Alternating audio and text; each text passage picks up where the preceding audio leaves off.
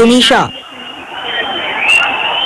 Parang mga pato na inaatid yung mga tao. Mga suba na sumasalo ng pagkain. Kahit nasa lupa, nakakainin pa. Dahil gutom na eh. Yung mga tinapay. Oo, hindi pa narawawa talaga. Pero sa gitna na nakapanlulumong sitwasyon, nanaig ang diwang palaban ng mga Pilipino. Nagbayanihan ang ilan sa kanila para maakyat ang bahagi ng pader ng Libyan-Tunisian border. Isa sa mga nakatawid ang 13 anyos na si Lian Guillemer. Nakatawid ba ng border, di niya pa rin naiwasang mapaluha, lalo't naiwan pa sa Libya ang kanyang ama. Ingat po kayo. Mahal po namin kayo. Matatapos rin po lahat ng sakripisyo. Sa gitna ng patuloy na tensyon doon, naging mainit ang pag-isa ng mga kongresista sa mga taga-Department of Labor and Employment dahil sa umunoy napakabagal daw na paglilikas sa mga kababayan natin sa Libya. We have already allocated 100 million. If there would be a need to ask the Board of Trustees to approve additional amount, we will go to the board. Instead of waiting again, tapos mag-aantay. Kasi parang nakikita ko, ma'am, sa sagot po ni Secretary Baldos, meron na pong isang ship na nandun. May naka-standby na ship. Ang ginagawa nyo, iniipon nyo muna yung mga tao makarating sa border bago kayo magpaalis ng barko. Kinastigo rin ng mga kongresista ang pangisnab umano ng Department of Foreign Affairs sa kanilang pagdinig. It's inexcusable that he does not come to a committee meeting because we have constituents we have to report to on what is happening. I have been trying to get in touch with him this morning and they have not had the courtesy of returning the call. Sagot naman dyan ng DFA. Bakit daw hindi daw dumating yung mga taga-DFA kanina sa House hearing? I think they were talking about yung problem in PPO, so they want the DFA official din. Hindi ko na-monitor pa yun. Ayon sa DOLE, maliban sa chartered ship na umalis sa Libya sa kaya mahigit 1,000 Pilipino, may naka-standby pang isang barko para sa iba pang lumikas na OFW. Para sa unang balita, Sharian Torres reporting. Nangangamba pa rin para sa kanilang kaligtasan ng ilang Pilipino na naiipit sa gulo sa Libya. Isa na yan si Boho Grueso na nasa bayan ng Albrega. At ngayon po'y makakausap natin si Boho. Boho, good morning. Morning, sir. Okay, natanggap ko yung text mo kagabi at nagsimula na ang pambobomba dyan sa lugar ninyo. So, kamusta ikaw at yung mga kababayan nyo dyan, yung mga kababayan natin dyan? Sa ngayon po, di po naman kami ginagalaw nung mga naglalaban-laban, pinababayaan po kami. Kasi meron po kahapon po nung nagta-travel kami from work, papunta dito ng kampo. May nakasalubong po kaming mga pro mismo. Pinasok po kami dito sa company namin na Sirte Oil. Yung isa sa main ng refinery dito sa Brega. Pinalampas naman po kami. Pero after po nun, ng mga nung nakalampas kami, yan nun, habang nagpuputukan po sila. Okay po naman, nagpunta po kami doon sa port namin, nag-aantay po kami kung sakali nga na aalis po sana yung aming bargeman lang dito. Tapos tatakbo na lang po kami kung sa dagat, kung maging worst po. Ilang Pilipino kayo nandyan, kasama mo? Sa ngayon po, di po namin mabilang dahil po kami dati ay 300 mahigit. Okay. Ngayon po, baka may umalis po dito na 76. So, mga around 200 plus pa po kami. Yung 76, tumakas na yon, tama ba? Nung yun po sila po yung kasama po dun sa umalis na barko galing Benghazi. Okay. Bakit kayo naiwan dyan? Ay, sir, kasi para pong yung iba kasi nag-iisip po na sa land travel po kasi yun eh. Yung magulo po kasi pagka land travel, medyo hindi po safety. Ang request po sana namin ay kung mapipick up kami dito ng barko sa port namin. Anong port yan? Sa may... Marsa Albrega po, meron po kaming port Albrega. dito. Need lang pong makipag-coordinate ng embahada natin dito sa firma namin, sa company namin. So, ibig sabihin, may access dyan, ligtas yan pag dinaanan? Ligtas po. Kung may access po dito. Kasi po meron po ditong na-pick up na mga Pilipino na galing sa ibang company. Kasi po yung iba pong company na nasa sa labas, pumasok po sila dito sa company namin.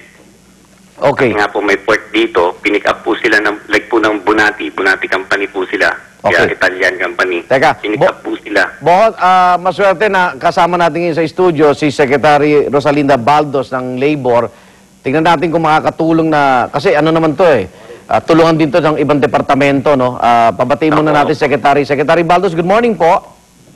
Magandang umaga, Egan. Magandang umaga sa inyong taga-subaybay. Magandang umaga din sa ating kababayang na nasa Libya sa ngayon. Opo, yun nga po, yung port daw po nila Boho, pwedeng madaanan daw po ng barko para mailigtas sila, Secretary. Ano bang initial reaction nyo dito? Yung mga exit points, katulad ng Benghazi, yun ang pinanggalingan na nung Yun na una. nung, unang barko. Yung pangalawang barko sa Tripoli na ang ina-arrange kasi mga 700 pa yung nandun sa Tripoli sa ating FWRC, yun yung Filipino Workers Resource Center at 2 eskwelahan doon. Marami sila, oo. Oo.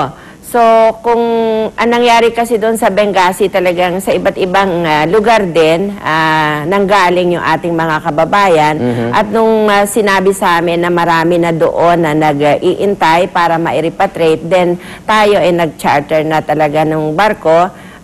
This is a DFA evacuation, relocation, and repatriation led at nagtumutulong kami sa Department of Labor kasama ng aming labor officers doon sa Libya. Okay. Boho, mayroon ba kayong sapat na supply ng pagkain dyan, tubig? Wala na kayong ibang problema dyan bukod sa seguridad?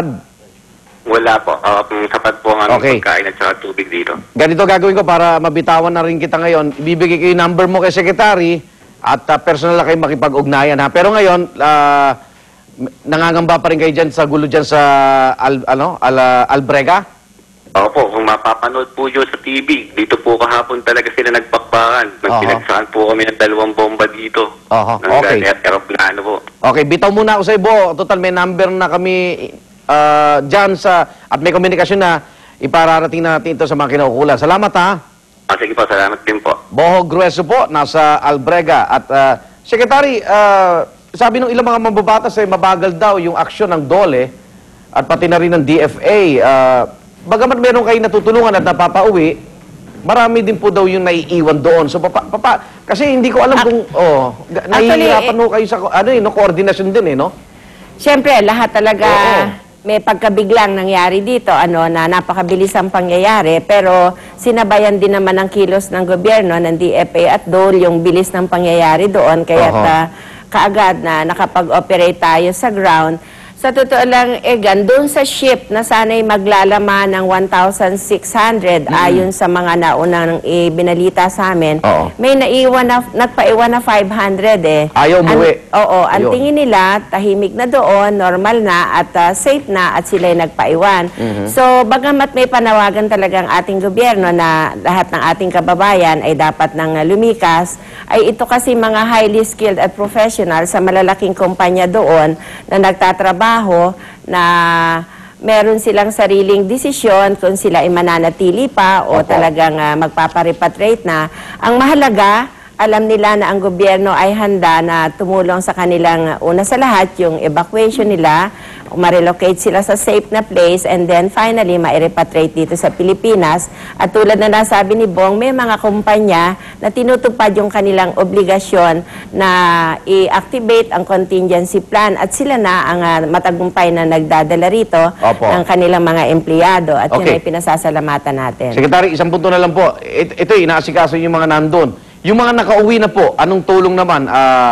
Medyo madi-displace nga po sila ngayon, wala silang trabaho. So, pag nasa Pilipinas ba sila, yung mga employer na tuloy ba yung pasweldo sa kanila or hinahanapan na po natin sila ng iba pang mapapasukan dito at sa labas din po ng bansa? Una, Egan, yung sa employer nila, makikipag-unayan kami sa recruitment agency kasi ang sinasabi sa amin ay pag nag-normalize ang operations ay sila ay pababalikin.